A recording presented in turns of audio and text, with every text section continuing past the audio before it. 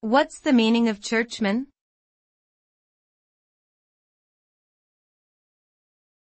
Churchman.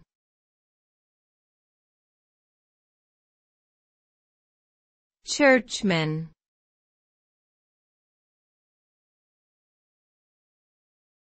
Churchman.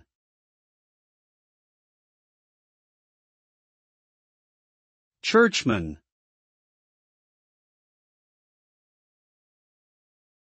A churchman is someone who is closely associated with a particular Christian church, especially as a member of the clergy or a layperson.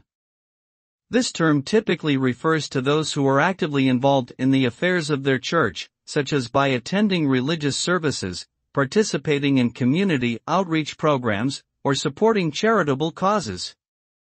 Churchmen are often respected and influential figures within their communities, and their opinions may carry a great deal of weight on matters of faith and morality.